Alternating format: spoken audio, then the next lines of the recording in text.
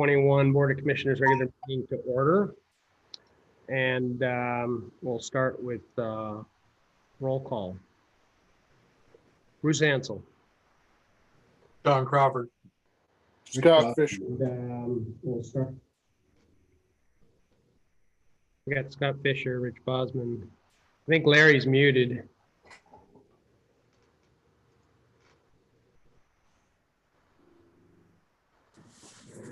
I can run out there and see if I can get There we go. I got him.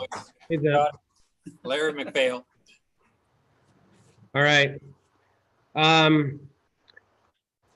Actually, we could do the Pledge of Allegiance because you can actually see the flag in the background today.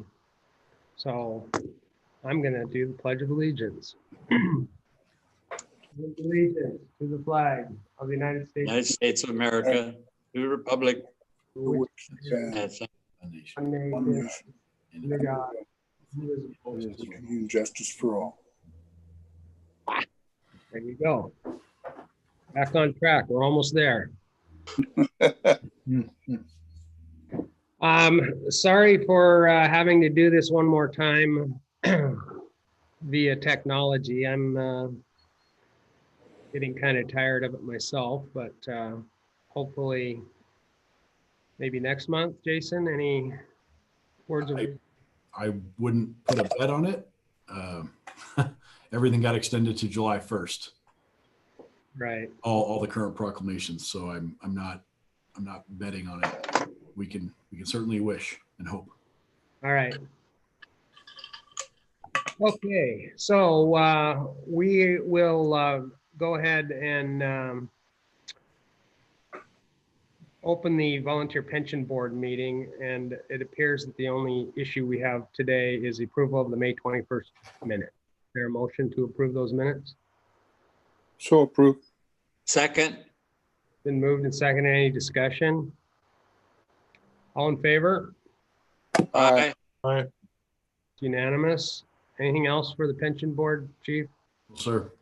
All right, we'll go ahead and close the pension board meeting and open the regular Board of Commissioners meeting with the approval of the consent agenda, which includes the May 21 meeting minutes, the chief, the operations and trainings and technical support staff reports, the financials, which I will read. Total revenues for May was $1,330,594.69. Total expenditures June $620,370.47. Direct deposit payroll $303,212.19. Benefits vouchers $200,745.39. Monthly expenditure vouchers, $65,234.99. It's a long one today. Capital projects facilities, May. This was for the tech help that we had approved for Station 72 upgrade, $10,339.92. Capital projects facilities voucher, $326.10. Another capital projects voucher for $37,664.94. And a capital projects apparatus voucher for $2,854.94. Is there a motion to approve the consent agenda? I move to approve. Second. Larry. Moved and seconded. Does anyone have any discussion, comments, questions, concerns about the consent agenda? Hearing and seeing none. All those in favor of the consent agenda? Aye. Aye. Aye. It's unanimous. Commissioner meeting reports. Does anyone have any reports? None. I would like to talk about a meeting with District 4 that I've been invited to in January, geez, June. I'm okay. June 23rd at 11 o'clock, I've been requested to meet with Dave Hansen, the chair of District 4, and Labor, Kenneth Cunningham, and Robert Glorioso from Local 106. They obviously have an interest in what's going to happen between the two districts as it impacts labor and jobs. And I think it would be beneficial to have that meeting. I don't know if any of you were able to watch District 4's meeting this week. Chief, I don't want to speak out of turn here, but I got the impression that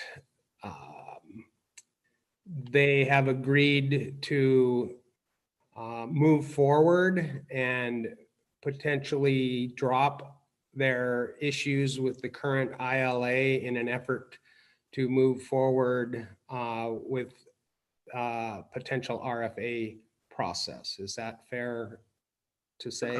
I would say that's a fair assessment. I think that there's been some discussions going on about focusing on the future rather than, while not forgetting the past, forgetting the lessons we've learned, not focusing on the past. And how can we, with keeping in mind that the very best thing for the citizens of District 4 is a combined district, how can we get there from here?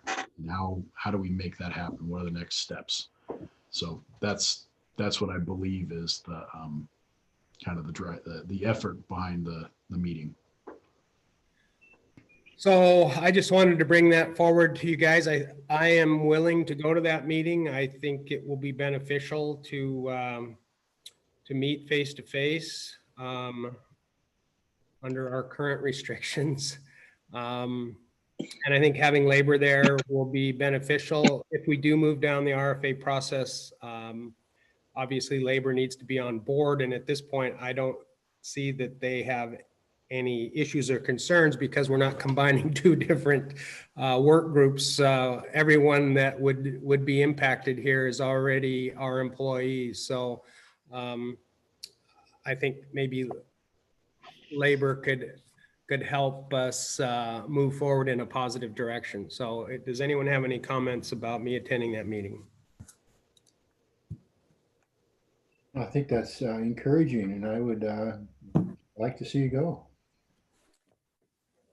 All right, I do too. I think it's time we tried to get past some of this letter writing back and forth and focus on the true issue, which is how do we combine the two districts and provide an overall better service as one unit. And I think the RFA between the two of us is the best place to start. From everyone I've talked to who's gone through this process, they say the fewer people or interests at the table, the quicker and easier something like this will move forward. And we've been doing the work for 10 years. I don't know how there can be a significant amount of issues that we have to resolve. And I don't know how fast we could fast track this, but my goal would be to try to get it on the ballot by next August. I don't know if that's pie in the sky on my point of view, but we shouldn't have any labor issues. We shouldn't have any major glitches in boundaries and things like that. So that's kind of my thought. Chief, do you have any comments? No, I concur. August on the ballot in August, I think is really important. All right, that's where we're at. I met with the administrative staff a couple weeks ago just to get a feel for how things are going, and then the chief and I met just to discuss some budget issues and agenda items. So the chief has continued to keep me updated on current issues and concerns, and I think he's doing a heck of a job staying in touch and communicating how we're doing here. Next item on the agenda is Local 106 report. I spoke with Kenneth Cunningham, and he indicated that they did not have a report for us. They were looking forward to us participating on the June 23rd meeting. Legal issues, nothing to report that I know of. We did find out that the proclamations have been extended to July 1.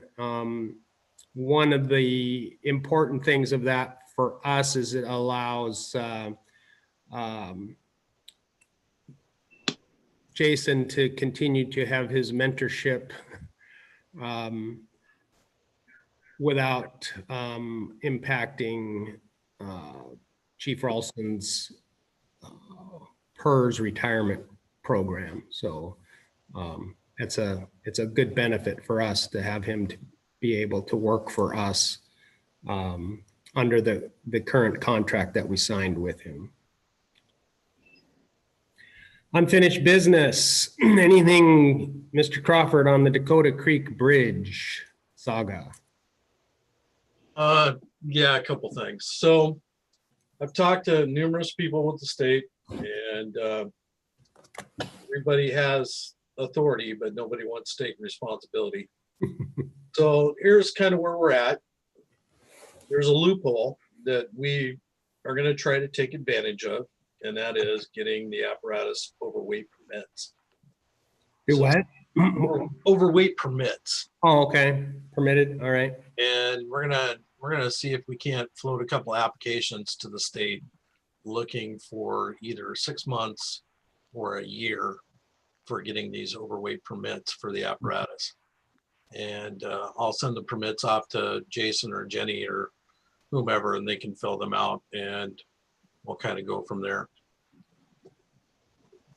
And that's something that the state said can be done or has been done in other instances?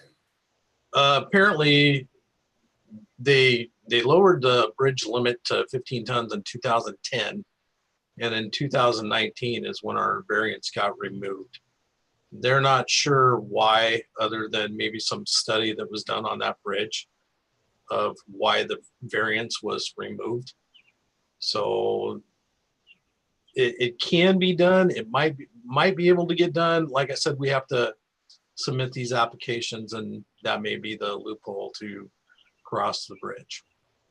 So when you say in 2019 they changed the variance, they mean they lifted the restriction, or they said we don't want to touch it until 2032? No, 2019 is when the variance was removed for us crossing the bridge. The weight limit got lowered in 2010. So for the last 9 years, we'd been crossing with no problems due to the fact that we had that variance. In 2019, it was removed. I see. Our variance was removed, Right. so that we couldn't do it. Gotcha. Okay. So what we're going to try to do is float a couple of overweight permits, see if we can't get them. Right now, you can get a permit you can get them either monthly, or they can go 3 months. But we're going to try to extend it out for a year. So if we have to do it month by month, we can do that. We might be able to self-issue these permits. Us doing the self-issuing as a department, basically we just submit all this to the state monthly, stating what the overweight limits are of our apparatus and what bridge that we're crossing. So I do have those applications. I got those today, and I can either send those to the chief or whomever, and we can float those off. Okay, Chief, any? Yeah, go ahead and send them to me, and I'll work with Elliot on getting the appropriate information put on there, or Elliot and Jenny and I will get the appropriate information on there, and we'll see what we can do. I can do that today. What apparatus? I know that the ladder truck, are the tenders and or engines involved in this? Anything bigger than an ambulance. Okay. And right now we can have up to 12 permits. So that's the limit. We can take and, do 12 apparatus if we need to. Okay. All right. Well, thank you for looking into that. I hope, I mean, with them pretty much saying they're not going to do anything to this thing for a decade, basically, it seems like if it's that critical that we can't drive on it, why are they waiting that long to try to do anything about it? And so are we stuck in this bureaucratic area where no one wants to certify us to do it? Right. Well, with the state's financial budget right now being billions of dollars in debt, so I don't see it happening anytime soon of replacing that bridge. But we'll try to get those applications filled out and processed. Can we hire that company that's doing the southbound I-5 project there? Holy cow, man, that thing went up in like a week and I drove on it today and they've already got the southbound lanes dug up and trenched out. I was like, holy cow, Wow. fastest job I've ever seen. All right, next item. Thanks, John, for following up on that. I appreciate that. Northwood Station 72 technology upgrade, Chief. Yeah, it's pretty well wrapped up. We're making sure that we have the appropriate phones and fax lines put in there, and it should be really ready for whatever we want to use it for within the I'd say by July 1st. All right, very good. Thank you. And we had enough money, our last budget request covered their, Yes, I see sir. the 10,339, we stuck to that. Yes, sir. So far. All right, I'll keep my fingers crossed. Yeah. Herschel, we've got City of Blaine Fire Marshal Services. Anything up on that? We did run it through our attorney. We've made some modifications and met some of their requests, and we have sent it back off to them, I believe 3 weeks ago. It is in review by their attorney. I checked with them, excuse me, on Thursday, and they have not gotten a response back from their attorney, and the building department director and the building official are both out of town this week, and so I was not able to get a response for this. I believe we're very close. I guess we'll see what happens next month. Okay, we'll carry it forward again. Thank you. How's that new pickup truck? It is awesome, actually. It is. I've had probably I'm guessing about 5 fire investigations I've done out of the back of it. It's been very nice to have all of the equipment I need and all the lighting and those sorts of things. So really is helping us do the job better for sure. Excellent. Glad to hear it. Chief, Whatcom County Paramedic Training Interlocal Agreement. Actually got something from the city of Bellingham within the last couple of days. I sent it to Richard Davis just this morning after reviewing it myself, as well as talking to Chief Hewitt about it. Some of the potential issues with it. Nothing that's insurmountable, but once Mr. Davis takes a crack at it, I will send it to you guys for review. We have to have the one between us and BFD before we can do the one between us and the county. The one between us and the county is done. We just need this BFD one done as well. So that's hopefully looking for resolution in July. Went through Bellingham legal and came back to us? Yes, sir. Okay. And what's the status of paramedic training right now? It is started back in June 1, and they are back in training now. Okay, so our 2 candidates are in school again. Yes, sir. And they are, from what I'm hearing, they're expecting training to last a little bit longer because of some of the COVID restrictions and some of the restrictions that Peace Health is putting on the students. And but it is underway. So past the end of the year, into next year? I would think at least a few weeks past the end of the year, yes. All right. Okay, anything else under unfinished business? Don't see anything on the agenda. We'll move to new business. We have the 2018-19 audit, and in our packet, we had the letters from the auditor sort of explaining the scope and the transparency. Apparently now there's a website where people can log on and follow what's happening and what the results are. And it's my understanding that because of some of the issues we've had the last couple of years, i.e. changing of administrative personnel, we had that check fraud issue. We had a technology breach issue. And I think they are going to look into those a little more. Correct me if I'm wrong, Chief. Nope, you're absolutely correct. Benita has been on the phone a lot with the auditor.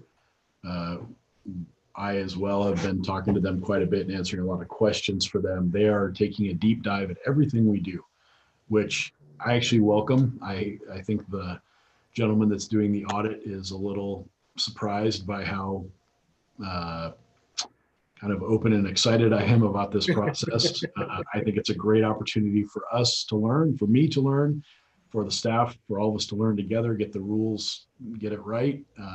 We're doing everything as a group. There's no one person that is really doing this on their own. We're taking it on as a team so that we can all get the information together and continue to talk about it. So it's good.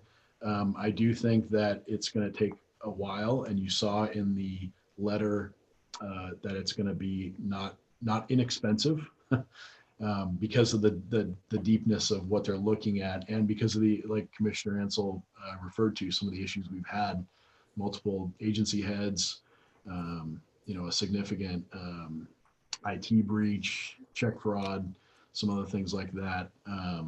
Nothing where we've lost any, there's been no loss of funds. We haven't lost any of the public funds, and I wanted to be really clear about that. We're not missing anything. The check fraud was caught before it was even, those deposits were even made. So there's been no loss to the public. There's been no loss to the district. It's just because of these multiple issues, they want to look to make sure that our controls are locked tight.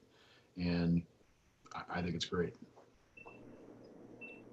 Yeah, I don't remember what the last one cost, but I recall it being more than I thought it should have been, but I don't know if it was over 10 or over 20,000. I don't have that number in front of me, but I remember it being more than, I think that was my first day in administration, honestly. And I remember you guys being surprised by it. The estimate for this one is roughly $25,000 with a possible, with they didn't say likelihood, but they said possibility it could run over that. But they're going to do their absolute best. They did say in their onboarding letter that they're going to do their absolute best to minimize that as much as possible. And we are doing everything as we can to provide above and beyond the information that they're asking for so that it doesn't take any more time. Sounds good. Thank you. We have a 2019 budget amendment. The information was included in our packet. And maybe Chief, you can just explain it to us in a little more detail. I will do my very best. This is where you're going to have to bear with some of my inexperience, but please know that Commissioner Ansel and Commissioner Bossman, I sat them down and we took took a look at line by line, things where we were over budget. And so I will do my best to explain and as well as give any answers that I can to the resolution. I realize as I look at, as I'm learning to read more technically, this is a hard process.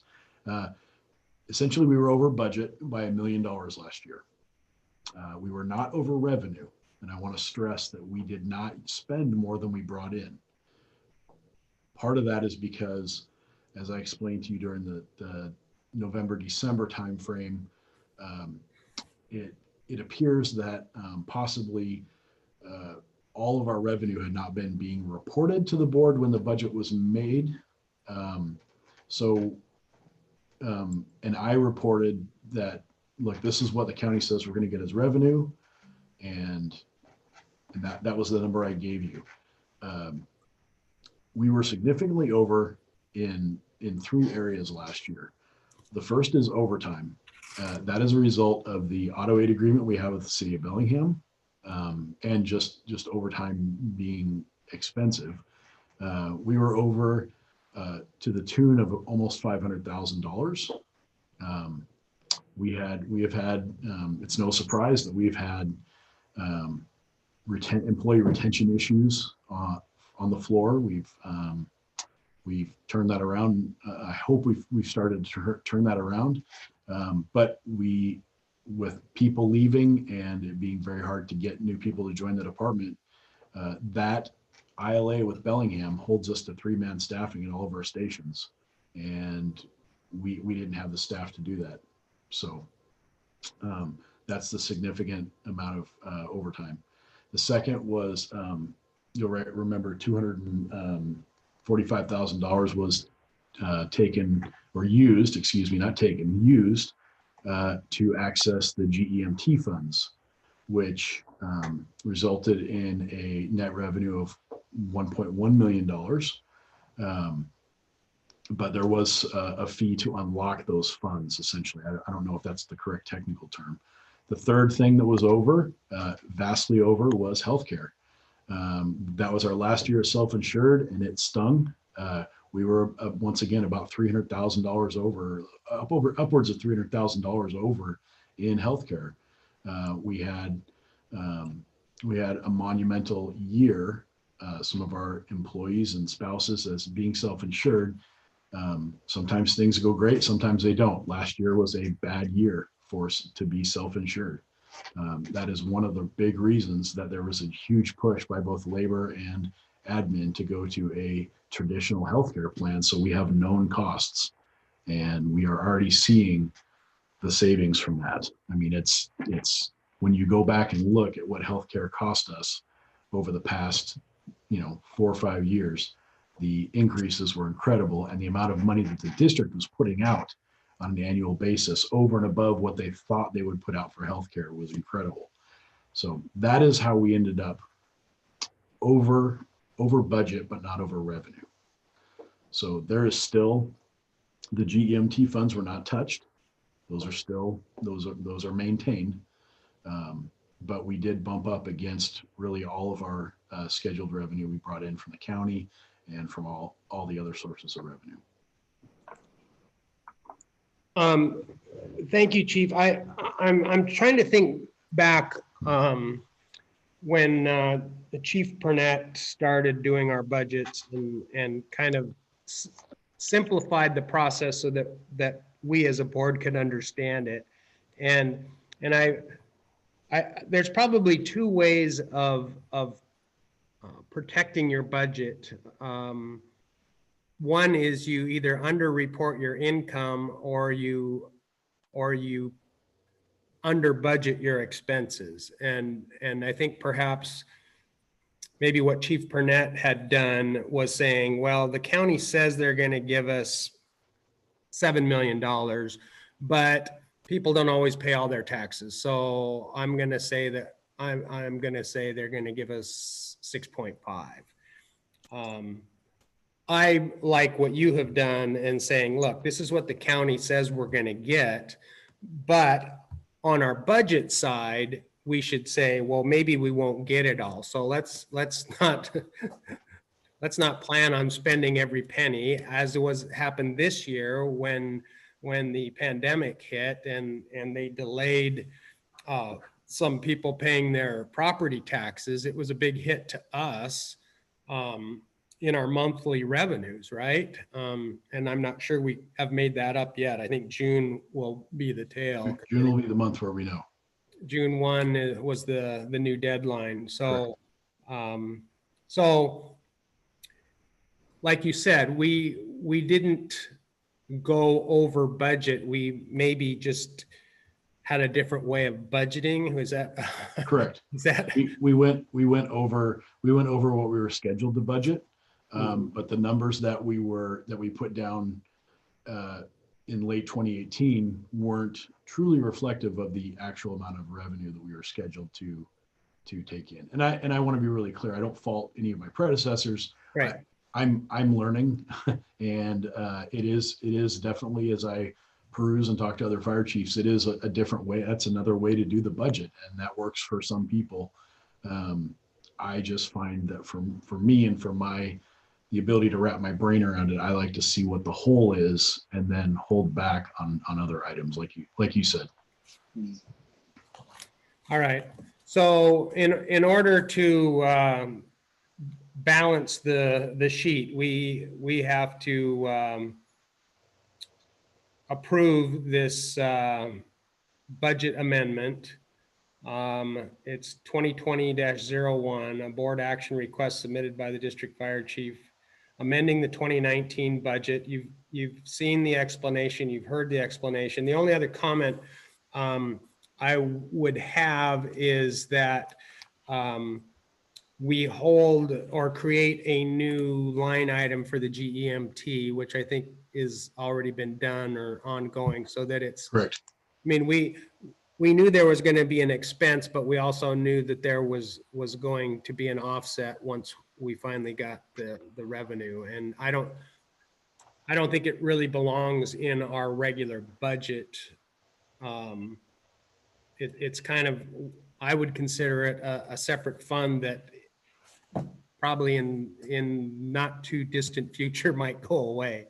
I hope it doesn't, but I don't want it to any way be brought into our regular budgeting, because it's not a continuous source that we can depend on for a long period of time. The best information I'm reading is that very knowledgeable people are expecting it to last between 3 and 5 more years. Okay, well, hopefully we can ride that train while it's here and Right. and get some transport equipment and things that it's designed to be used for, in my opinion. So anyway, so is there a motion to approve this amendment?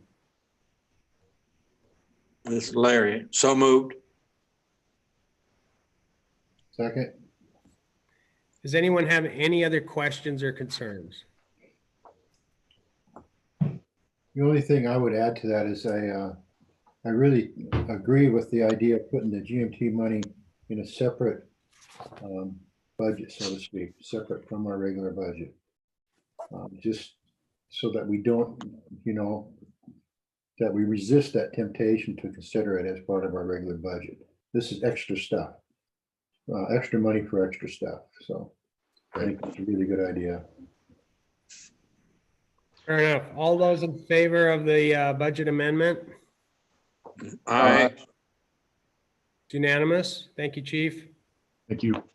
Resolution 2020-12 SCBA surplus is pretty self-explanatory. We made a huge capital purchase of all new SCBAs, and they are currently in service, and it's time to surplus the old stuff. So I would entertain a motion.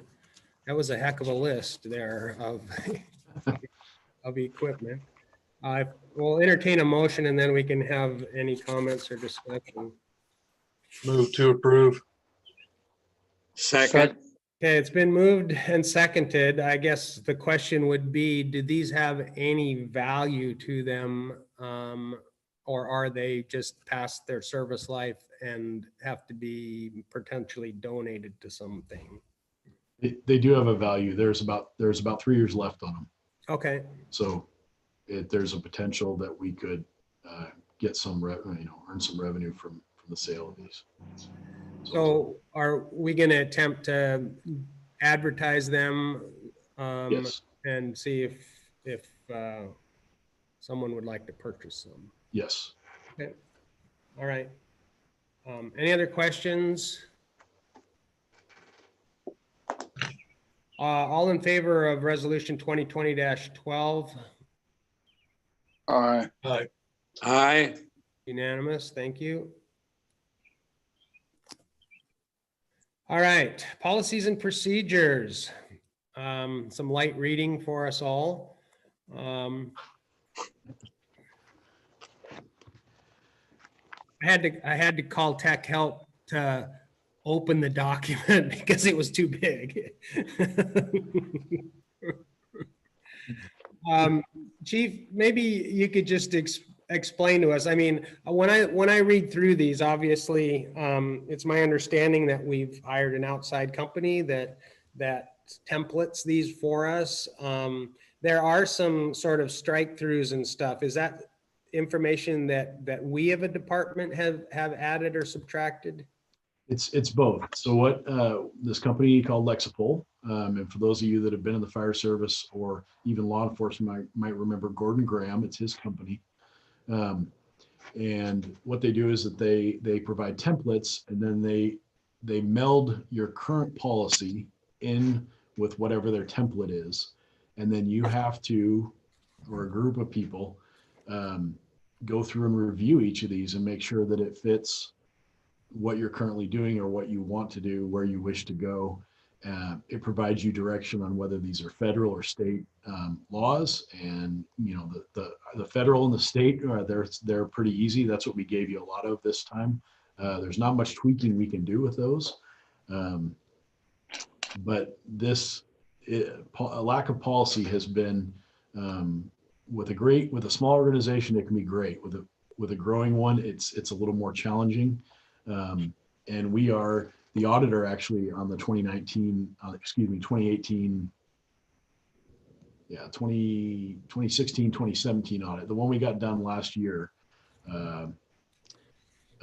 pointed out that we were quite deficient in policy and procedure. And so this is something that's been identified to us by an outside agency that we really need to clean up, and it's just time.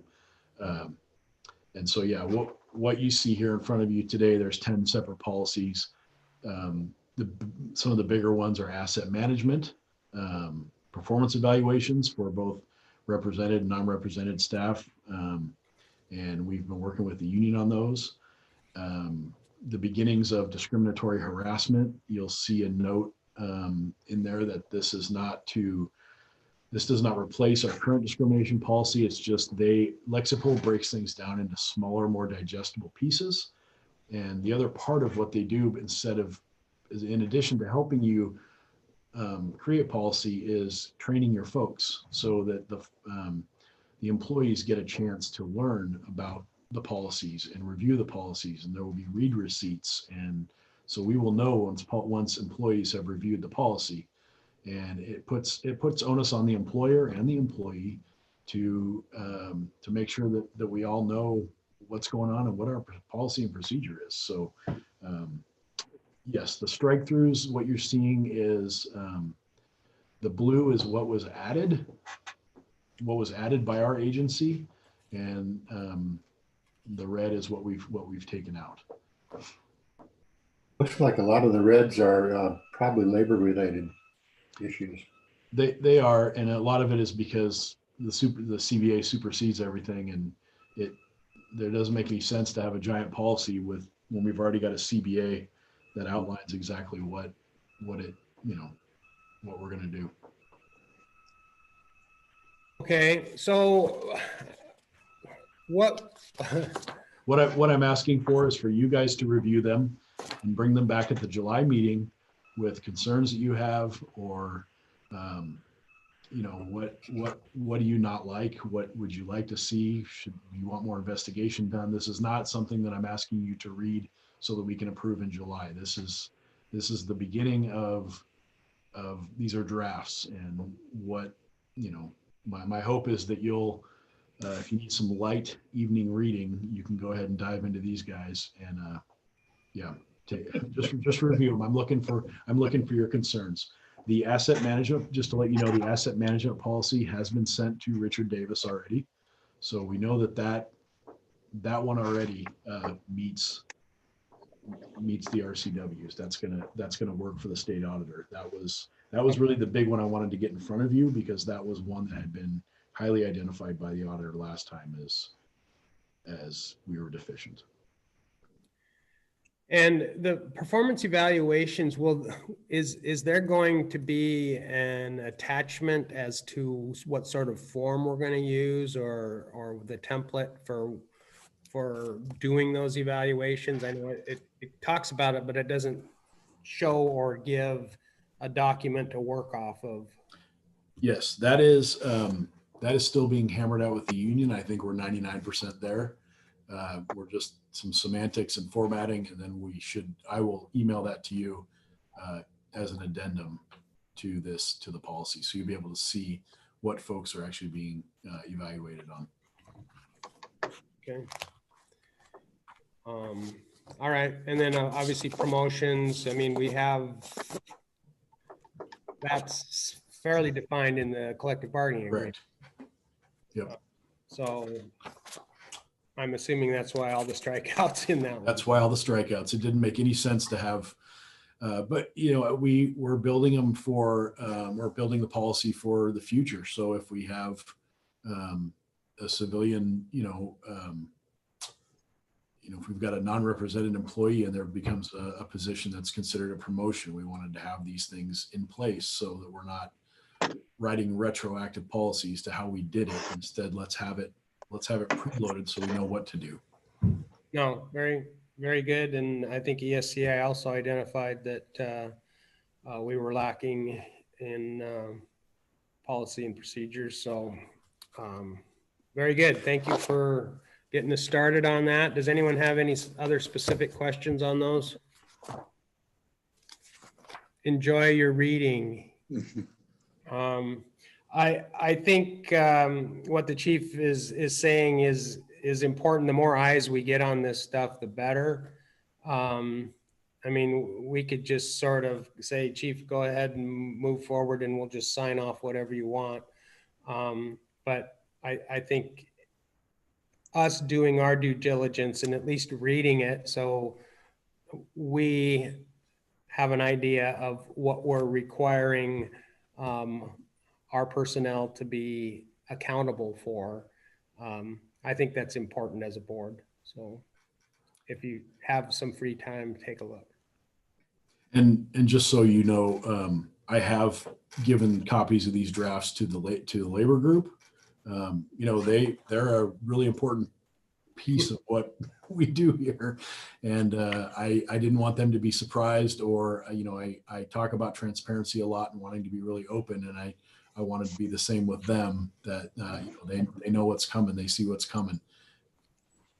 Well, the last thing you want is to move a policy forward that we've approved and then get slapped with an unfair labor practice or something like that. Correct. Yep. So nice to involve them at the beginning. Thank you. All right. Move on to correspondence that was in our packet. A couple of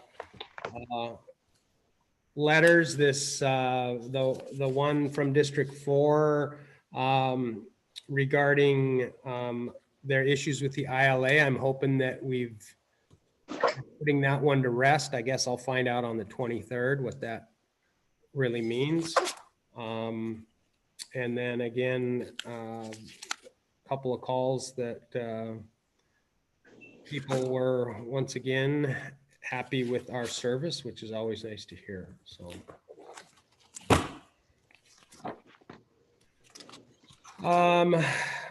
board meeting on the 16th. We again don't know at this point whether that's gonna be Zoomed or live. I hope we can meet in a room together, but is everyone available on the 16th of July?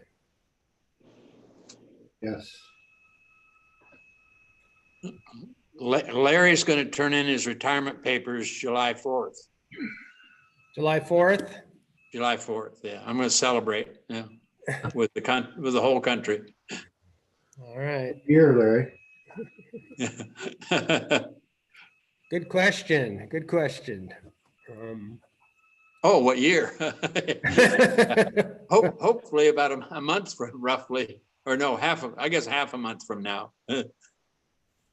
Yeah, I'll send you a note or something to the Chairman Ansel for retirement. Wow. Well, Yeah. That I, might work. You know, that might work out good for this RFA because you're going to have a reduction in commissioners, and so I'm giving you a helping hand. nice. Yeah, I can see the mice jumping off the boat right now. That thought went through my mind. Yeah. Well, I'm sorry to hear that you're leaving us, but I know that you've spent a lot of time and effort helping the district and serving the community in other ways in your former profession. So I'll thank you ahead of time, but we appreciate everything you've done. Oh, thank you. Yeah. I didn't want to leave in the middle of the pandemic. I at least tried to wait to the end of it. Yeah, well, maybe by July 16th, it'll be over. Yeah, I hope. Hold that thought. Yeah, yeah. All right, agenda items for the next meeting. We've got the infamous commissioner laptop. We've got the Dakota Creek Bridge. The fire marshal services. The interlocal agreement is hopefully going to be completed at some point. Is Northwood, I mean, are we good there? Is there any reason to bring that along? I think we're good there. Okay, so we can remove that one. I suppose we will need the audit, 1819 audit as agenda item. Yep, definitely an update. Took care of that. And then I guess, policy and procedures. You're not wanting action. No, but expect that I will bring you a couple more each month. We have a lot to do. Okay. So this was a big load. Like I said, these are mostly state and federal requirements that there's nothing to do with them. But we do have more. We need to keep moving forward. So, well, with that said, Chief, not that I don't enjoy reading all of your information, but could you tell us which of these policies you would most like us to focus on? Obviously, smoking and tobacco use is pretty much done deal. Family medical leave is a done deal. Military leave should be a done deal. Lactation break should be a done deal. the three that I would pick would be asset management, performance evaluations, and discriminatory harassment. Okay. So did everyone, if you want the Reader's Digest version that doesn't require you to delve into federal regulations, that probably wouldn't hurt to be familiar with. So I guess if we want to make comments or edits, we might as well leave the federal ones alone, right? I don't know that we're going to get a lot of movement on those. All right. Although Mr. Davis might like us to take a crack at it. Yeah, I'm sure he'd be entertained. Okay, we have an executive session. It will be brief, and I'll tell you, it's per RCW 42.30.110 subsection G. It's I just need input for Chief Vanderveen's 6-month review. So we just need, I just want to hear from you folks if you have any comments, and then I will schedule a time probably in early July to do the chief's 6-month evaluation. That was part of our agreement with him, is that we would give him regular feedback. So I don't expect this to take more than about 15 minutes. I'm okay. Herschel, I wouldn't mind you joining us for that. So Chief, I guess if you just want to check out for about 15 minutes. Sure. Let me stop